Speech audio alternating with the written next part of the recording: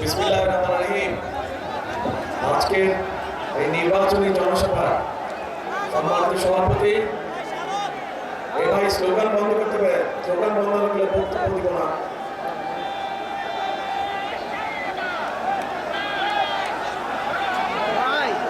যারা স্লোগান দিচ্ছে মাইক বন্ধ করছে তার মানে ওরা ডিস্টার্ব করছে মিটিং এ।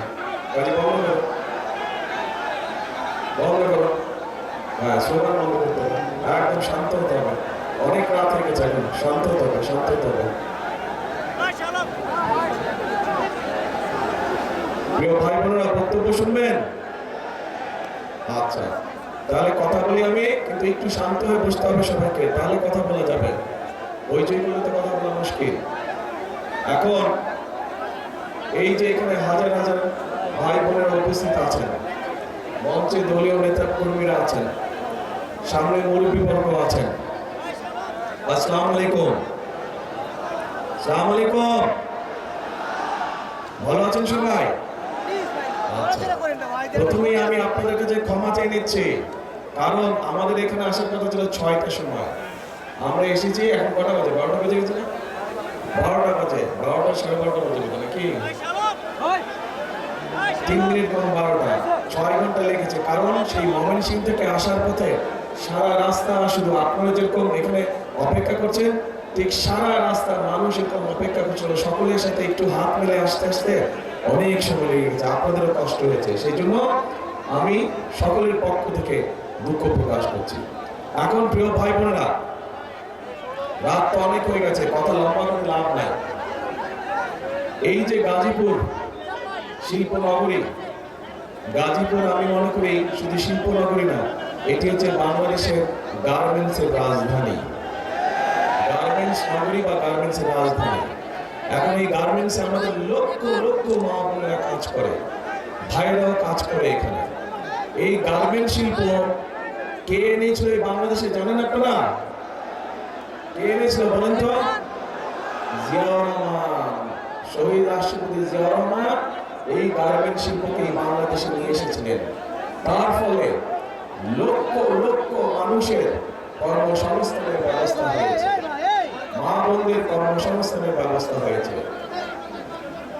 এই যে বিদেশে আমাদের শ্রমিক যায়, সেই শ্রমিক পাঠানোর ব্যবস্থা কে করেছিলেন? সেটাও শহীদ রাষ্ট্রপতি অর্থাৎ বিএনপি সরকারই করেছিল। তারপরে এই যে আজকে মা বোনরা যে ফ্রি শিক্ষা পায়, আমাদের মেয়েরা যে ফ্রি শিক্ষা পায় স্কুলে, সেই ক্লাস 1 থেকে ইন্টারমিডিয়েট পর্যন্ত, এটা কে করেছিল বলেন তো? খালেদা জিয়া। কাজেই এখন দেখেন এই তিনটা দিক, একটা জিনিস বোঝাই দিলাম আপনাদের সকলকে, পরিষ্কার হয়ে গেল যে এই দেশের খেটে খাওয়া মানুষের জন্য যদি কোনো দল কাজ করে থাকে, সেটা বিএনপি একমাত্র করে থাকে। প্রিয় ভাই বোনেরা, আগামী 12 তারিখে নির্বাচনে বিএনপি ইনশাআল্লাহ জয়ী হলে পরে আমরা অনেকগুলো পরিকল্পনা নিয়েছি। তার মধ্যে একটি পরিকল্পনা হচ্ছে এই যে যেমন গার্মেন্ট শিল্প আছে, এই গার্মেন্ট শিল্পের মতো নতুন আরো আমরা শিল্প আনবো, যেখানে আমাদের আরো বেশি সংখ্যক মা বোনেরা কর্মসংস্থানের ব্যবস্থা হবে, যেখানে আমাদের তরুণ ভাই বোনেরা সেখানে কর্মসংস্থানের ব্যবস্থা করতে হবে। নতুন শিল্প আমরা এই দেশে নিয়ে আসবো, যেখান থেকে আবার দেশে আরো বেশি বিদেশে রপ্তানি হবে। এখন শুধু সেটাই নয়, আমরা এই যে লক্ষ লক্ষ মা বোনেরা আছে, এই মা বোনদের কথা চিন্তা করে আমরা আরেকটি পরিকল্পনা গ্রহণ করেছি। এই খেটে খাওয়া মানুষদের জন্য, যেই মারা খেটে খায়, কষ্ট করে সারাদিন পরিশ্রম করে, সেই মায়েদের জন্য আমরা বড় নির্বিশেষে প্রত্যেকটি মায়ের জন্য, বিশেষ করে খেটে খাওয়া মা যারা, তাদের জন্য আমরা একটি কার্ড দেবো, যেটির নাম ফ্যামিলি কার্ড। এবং সেখানে সেই কার্ডের মাধ্যমে আমরা প্রত্যেকটি মায়ের পরিবারের কাছে সরকারের পক্ষ থেকে একটি সহযোগিতা পৌঁছে দিতে চাই, যেন মাস শেষে তাদের কষ্ট কিছুটা কম হয়। কেমন লাগলো পরিকল্পনা? আচ্ছা, এছাড়াও গাজীপুরের বিভিন্ন জায়গায় বহু মানুষ আছেন যারা চাষাবাস করে না? চাষাবাস করে মানুষ, বহু কৃষক আছে। এই কৃষক ভাইদেরকে আমরা সহযোগিতা করতে চাই, এবং সেই জন্য কৃষক ভাইদের জন্য আমরা একটা কৃষক কার্ড তৈরি করেছি, যেই কার্ডের মাধ্যমে আমরা কৃষক ভাইদের কাছে সহযোগিতা পৌঁছে দেব, যাতে করে কৃষক ভাইদের উপকার হয়। এর বাইরে আমরা শুধু গাজীপুর জেলার জন্য, এই যে গাজীপুর, এই গাজীপুরের জন্য আমরা কতগুলো চিন্তা ভাবনা করেছি এই এলাকার মানুষের বিভিন্ন সমস্যার কথা চিন্তা করে। যেমন আপনাদের এইখানে জয়দেবপুর রেল ক্রসিং এর উপরে একটা ওভারপাস নির্মাণ করা, যেটা নির্মাণ করলে আপনাদের এখানে যে বিআরটি প্রকল্প আছে এটা বাস্তবায়ন করে এই যে যানজট, অসহ্য যানজট, এই যানজট যাতে দূর হয়, আপনারা যাতে সহজে চলাফেরা করতে পারেন, ইনশাল্লাহ এইটা আমরা বাস্তবায়ন করব। শুধু তাই নয়, বিশেষ করে আমাদের নারী শ্রমিক যারা আছেন তারা যাতে নিশ্চিন্তে টেনশনে না থাকেন সন্তানদেরকে নিয়ে, সেই জন্য কিছু কিছু গার্মেন্টস আছে বা সকল শিল্প প্রতিষ্ঠানে আমরা আমাদের বোনদের জন্য তাদের বাচ্চারা যাতে ঠিকভাবে থাকে, ঠিকভাবে তাদের দেখাশোনা, তাদের জন্য ডে কেয়ার সেন্টার তৈরি করার পরিকল্পনা আমরা নিয়েছি। প্রিয় ভাই বোনেরা, আপনাদের এখানে বড় বড় কয়েকটি খাল আছে, তুরা, তারপরে লবণ, চিল্লাই খাল আছে, এগুলো কি বন্ধ হয়ে গেছে? পানি আছে না নাই? চলে? হ্যাঁ, দূষণ সব বন্ধ হয়ে গেছে। এটা কি খাল খনন করা দরকার, পরিষ্কার করা দরকার? করবেন সবাই মিলে? আমরা যদি শুরু করে কাজ করবেন, কারা কারা যাবেন? হাত তুলেন, কারা কারা পরিষ্কার যাবেন? ঠিক আছে, ইনশাল্লাহ 12 তারিখে ধানের শীষকে যদি বিজয় করে নিয়ে এসে এই তিনটাকে দূষণ মুক্ত করবো আমরা, তিনটা খালকে পুনর্খনন করবো আমরা, যাতে এখানে পরিষ্কার করে চলাচল করতে পারে।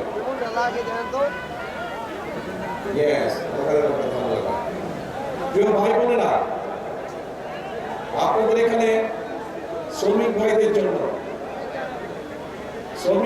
জন্য আমরা আমাদের একটি পরিকল্পনা আছে যে তাদের আবাসনের সমস্যা আছে, বিরাট সমস্যা আছে আবাসনের, তাদেরকে স্বল্প মূল্যে যাতে থাকার ব্যবস্থা করা যায় সেটির একটি পরিকল্পনা আছে আমাদের শ্রমিক ভাইদের জন্য।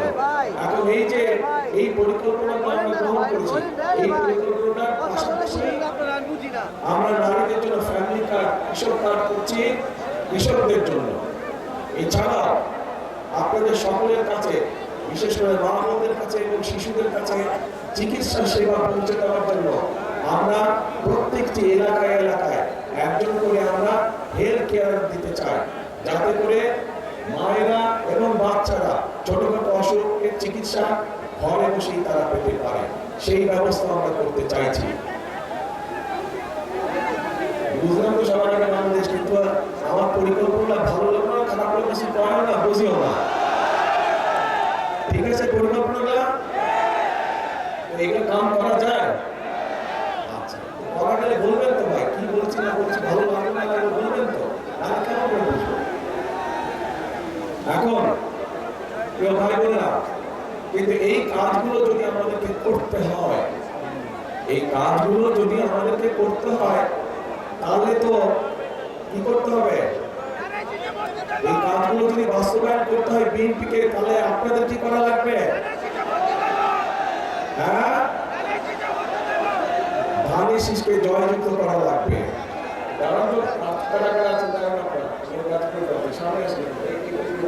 আমার কাছে